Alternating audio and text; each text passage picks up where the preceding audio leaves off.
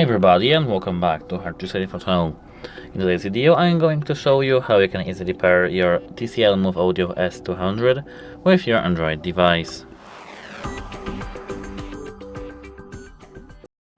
At first we need to open settings, and here now we have to go into connected devices section, which is here.